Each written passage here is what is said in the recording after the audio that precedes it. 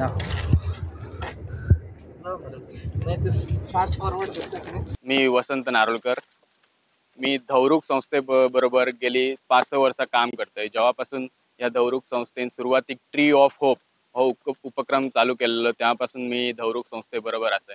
सुरुवातीक आम्ही खूपशी झाडां लायली. पहिलीपासून आम्ही झाडां लावपाचो उपक्रम म्हणून ही धौरुक संस्था अशी चालू केल्ली. धौरुक संस्था अशी न्हू ट्री ऑफ होप म्हणून चालू केल्ली. मगे आम्ही ती धौरुक संस्था असं रजिस्टर्ड केली. त्यातून मी पहिली व्हॉलंटियर्स जेव्हा मी विद्याप्रबोधिनी शिष्य असलेले तेव्हापासून मी या धौरुक संस्थेबरोबर असलेले आणि तेव्हापासून आम्ही झाडां लावपाचो उपक्रम किंवा क्लिनलीनेस ड्राईव्ह आणि कसले NSS कॅम्प असतात त्या सगळ्या बरोबर मी या संस्थेबरोबर असलेले आणि मगे आम्ही ह्या गेल्या 2-3 वर्षान भूजल संवर्धन म्हणजे ग्राउंड वॉटर रिचार्जिंग प्रोसेस असतात तो आम्ही चालू केलेलो आणि मगे आम्ही झाडां लायतना आयज आम्ही ज्या मांद्र्या जुनसवाडा या पठारा असतो थंयसर झाडां लायतना आम्ही चरये मारपाक सुरू केलेले.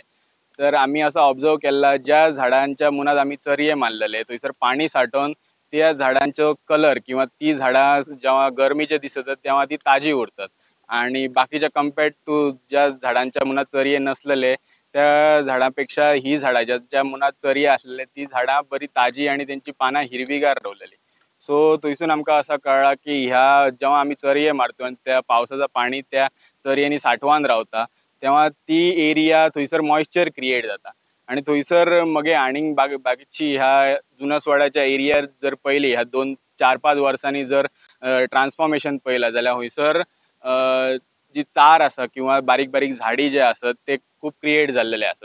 तर हे चरये मारले त्याच्या खातीरच जाल्लेले असत. आयज 16 जून रोजी आम्ही हो उपक्रम एक चरये मारपाचो खास. पहिली आम्ही असो नॉर्मली चरये मारत आयज आम्ही स्पेशली जसं रुद्रेश मामल सरान सांगला की आम्ही ह्या दिसान एका दिसान 195 चरये मारपाचो उपक्रम दवरलेलो.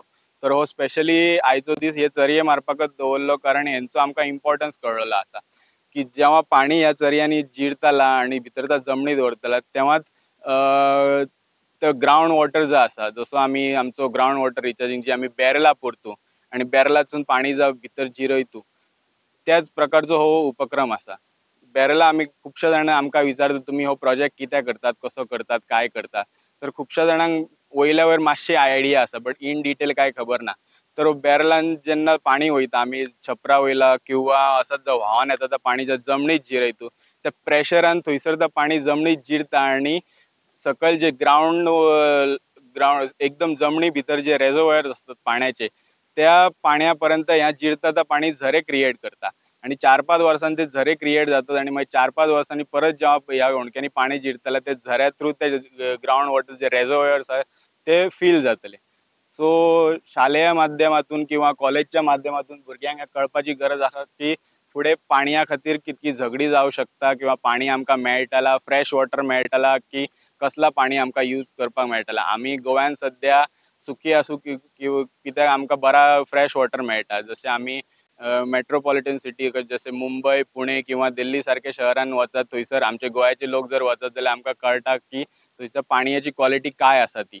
सो ह्यो जे वॉटर रिचार्जिंग किंवा आनी कसले प्रकल्प जे चालू असतात ते फुडल्या काळात येता त्या काळात खूप गरजेचे असतात आणि सगळ्यांक भुरग्यांक किंवा सगळ्या लोकांक त्यांची समज जाय. मी डॉक्टर सागर माळी भूगोल विषयाचा प्राध्यापक आहे आणि विद्याप्रबोधिनी कॉलेजमध्ये मी गेल्या 10 वर्षापासून मी काम बघतोय. तर आपल्या सर्वांना माहिती आहे की पृथ्वीला हे वॉटर प्लॅनेट म्हणतो कारण जवळपास बहुतांश भाग 2/3 भाग हा पाण्याने व्यापलेला आहे आणि 1/3 भाग हा जमिनीचा आहे आणि या जमिनीवरती सर्वात महत्वाचं जे रिसोर्सेस आहे ते म्हणजे पाणी. आणि गोव्यासारख्या समुद्रकिनारी असणाऱ्या राज्यामध्ये सुद्धा पाण्याची समस्या ही उन्हाळ्यामध्ये खूप मोठी समस्या आहे. कारण गोव्याचं जर भौगोलिक महत्त्व बघितलं तर गोवा हे टुरिस्ट डेस्टिनेशन आहे. गोव्याची लोकसंख्या बघितली तर 14 ते 15 लाख दरम्यान आहे आणि प्रतिवर्षी ते तीच पॉप्युलेशन 16 ते 18 लाख ते जवळपास 20 लाख हे टुरिस्ट गोव्यामध्ये येतात. त्यामुळे विचार करायला गेला तर गोव्यामधले जे पाणी आहे ते पाण्यावरती डबल प्रेशर आहे मोठ्या प्रमाणामध्ये आणि आपण जे पाणी वापरतो ते भूगर्भातलं पाणी वापरतोय, जे बऱ्याच वर्षापासून, हजारो वर्षापासून तो साठा आहे. आणि हा साठा वापरत असल्यामुळे ही आजच्या काळामध्ये ही भूजल पातळी आहे ही खाली जात आहे. आणि गोव्यासारख्या ठिकाणी उन्हाळ्यामध्ये सुद्धा पाण्याची समस्या ही खूप आहे. आणि त्यासाठीच भूजल पातळी आहे, भूजल संवर्धन ही काळाची गरज आहे. आणि हा दृष्टिकोन नजरेसमोर ठेवून दौरुक संस्थेनं वृक्षारोपण त्याचबरोबर भूजल संवर्धन हे काम हाती घेतलेलं आहे. यामध्ये आम्ही पावसाचे पडणारे पाणी आहे, तुम्ही बघत असाल की पाणी इथं पडतंय, थोड्याच अंतरावरती समुद्र आहे, त्या समुद्राला जाऊन मिळतं. जर पाणी आपण इथं अडवलं नाही तर हेच पाणी समुद्राला जाऊन ते निरुपयोगी ठरतं. त्यामुळे आम्ही मेन हेतू काय आहे तर मेन हेतू आहे की पाणी इथंच अडवून इथंच जिरवून पाण्याची पातळी वाढवून हा भूजल साठा जर वापरला तर भविष्यामध्ये ही भूजल पातळी पुनर्भरण करून हा पाण्याचा साठा आपण भविष्यातल्या भावी पिढ्यांसाठी ठेवू शकतो.